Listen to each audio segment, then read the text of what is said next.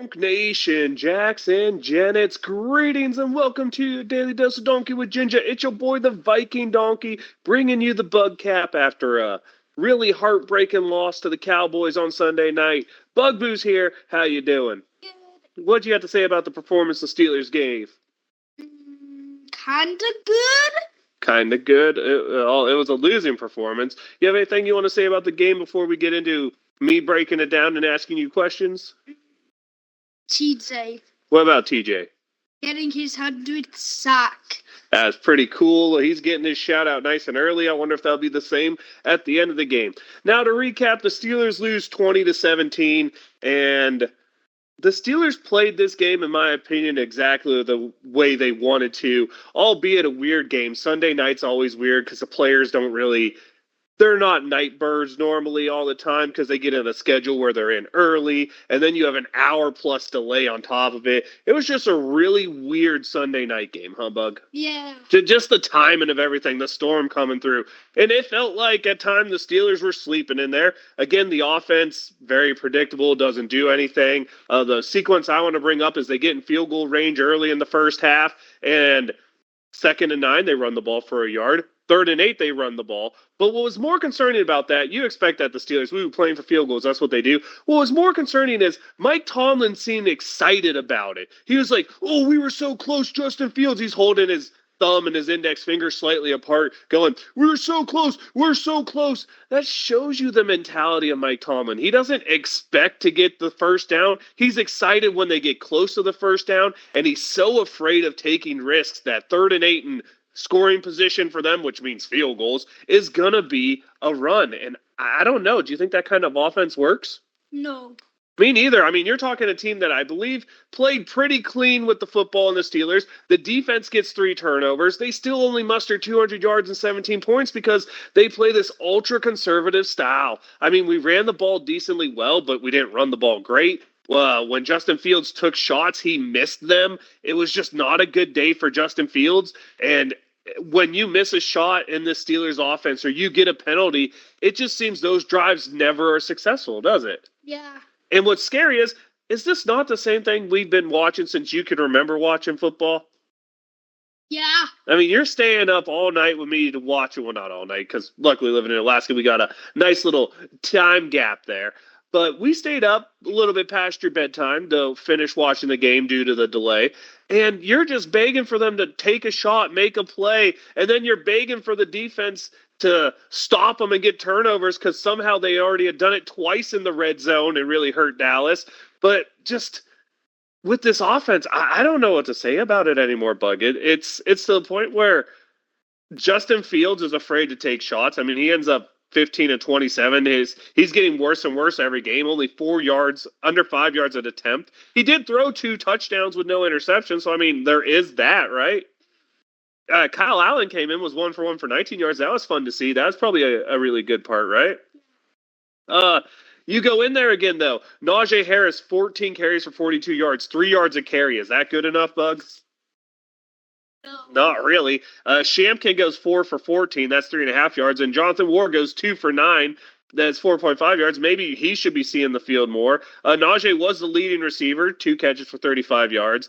Van Jefferson showed up, I guess, 3 for 26, the same that Pickens had. Neither one of them really impressive. Connor Hayward catches a touchdown, almost caught another huge play down the sideline, but I'm blaming that more on Fields than him. Firemouth catches another touchdown, but they're just, when you look at this, there wasn't offense, was there? Yeah. I mean, the offense didn't show up, but this is how the Steelers are built. They're built to, and they did what they're built to do, though. This is what I'll say. Late in the game, the offense went down, scored the touchdown that gave them a 4-point lead. Defense is on the field to win. That's how the Steelers are built, whether we like it or not, right?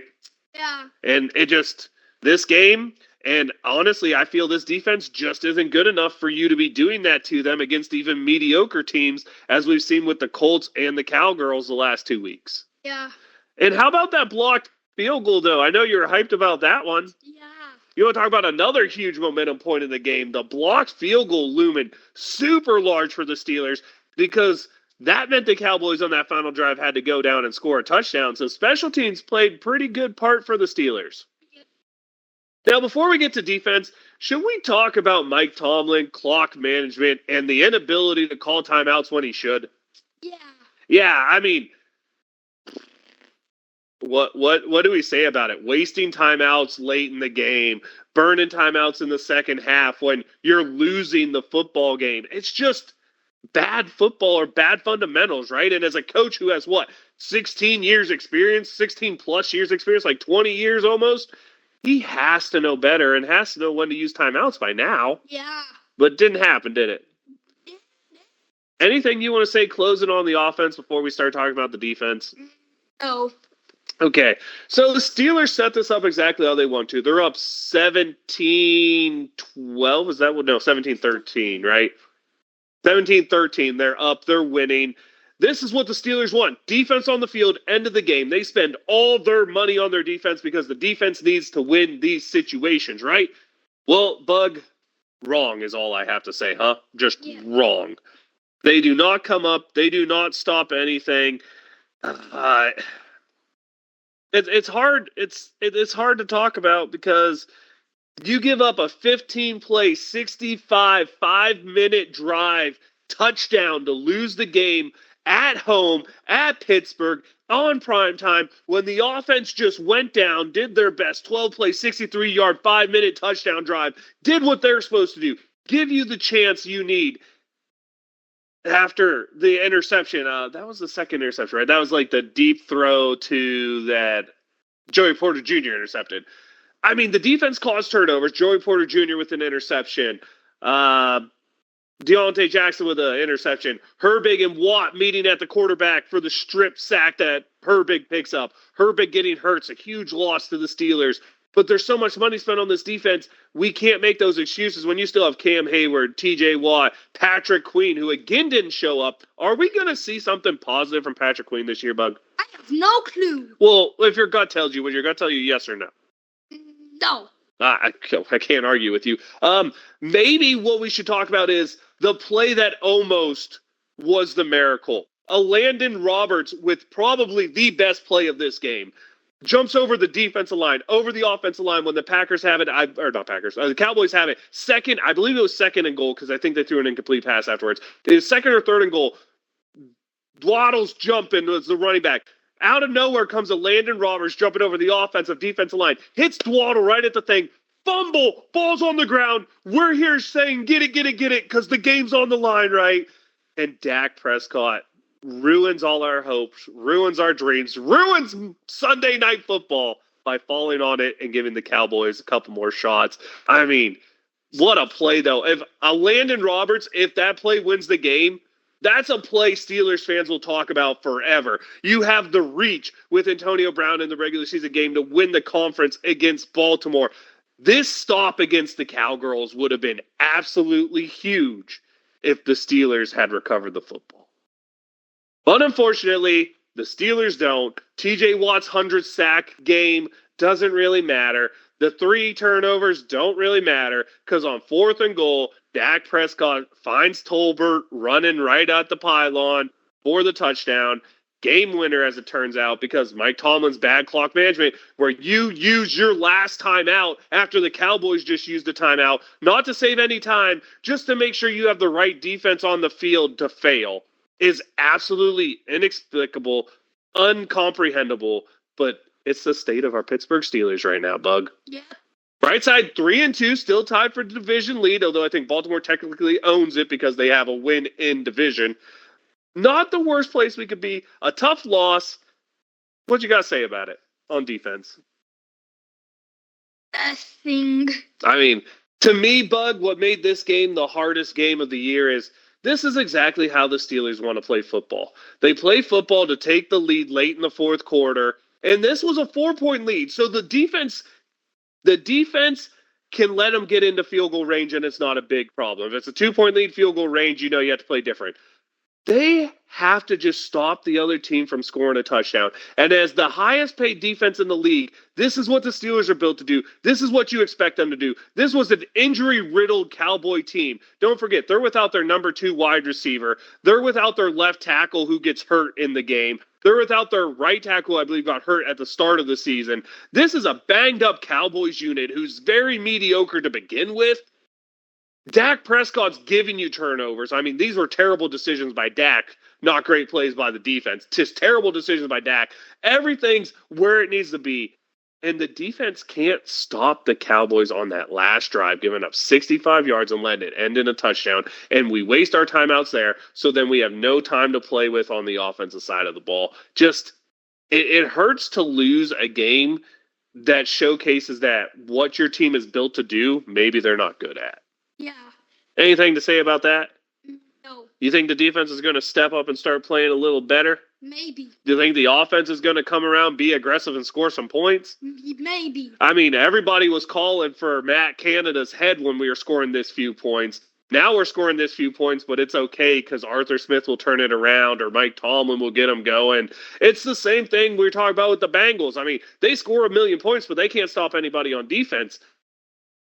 But everyone's like, oh, don't be stressed about them. They'll turn it around. At some point, you just have to realize these teams are what they are, and maybe your expectations were a little high. Mine really weren't, but the money we spent on this defense, I think it's fair to say we should have expected something better. Yeah. And we also got a couple other things to talk about. I mean, the baby Herbig injury is big, especially with no Highsmith or Herbig. That could be a huge loss. Yeah. I mean, he's been playing great all year, so losing him would be big. George Pickens kind of getting benched, but not really. Seeing his lowest snap count in a long time. He's out there being a little diva, taking cheap shots at players after the loss. It's just not a good look for a guy like Pickens, is it? I wouldn't be surprised you see his name out there being used as trade bait because that's not the type of person that fits in this locker room, as Deontay Johnson found out getting himself traded to Carolina. But if the Steelers do trade Pickens, who's going to play wide receiver for us? No one. No, that is what it kind of feels like right now. Really, though, tough Monday night loss, fresh on the brain. I think we talked pretty good. There's something that you needed to talk about. You're giving me the hand signs. What you want to say? It's Sunday night. Oh, I said Monday night. Fair. Thank you for the correction. That was Sunday night. Today is Monday night. I'm only a little bit confused. Bug's here to keep me on track. That's why I have guest host, because I can't keep myself on track, as everybody who's ever listened knows. But Bug, just one loss. Good chance to rebound next week versus Vegas. Let's go ahead and get into your AFC North picks for next week. Let's see who we got going on and what we got going on in week 6. We'll start off. First game for the AFC North is the Cleveland Browns going to the Philadelphia Eagles. Eagles coming off a bye. Browns coming off a terrible game against the Commanders. Who'd you like in that one? Eagles. Fair pick. We have next the Cincinnati Bengals, who again score a bunch of points but can't play defense, going to the New York Giants. New York. Ooh, that's a risky one. I believe Baltimore has their bye. No, they don't have their bye week, so I have to figure out what game they're in and how I missed them. Oh, the Washington Commanders are going to play the Baltimore Ravens, both coming off wins against AFC North opponents. Washington spanked the Browns. Baltimore outlasts Cincinnati in overtime after a missed field goal. Who'd you like in that one? Washington. That's fair to say. And we got our Pittsburgh Steelers going to the Vegas Raiders. Who'd you like in that one? Pittsburgh Steelers. Fair enough. And do you have a shout out this week, Bugboo? Yes. Go. TJ. Yeah? Why? 100 sack. Yeah, that's right. And now I'll let you know I'm the Viking Donkey. That's Viking_Donkey on Twitch and Twitter. Your daily dose of Donkey with Ginger's YouTube channel where you get all this fun content. The BugCaps are getting great. We're going to have Bug break down a couple plays from the Raiders game, I think, next week. I'll work it out with him and teach him how to do it. And that's something we'll start adding in there as a couple Bug breakdowns because I think that'll be fun. But, Donk Nation, Steelers Nation, gotta let you know. Wave them if you got them. Steelers Nation.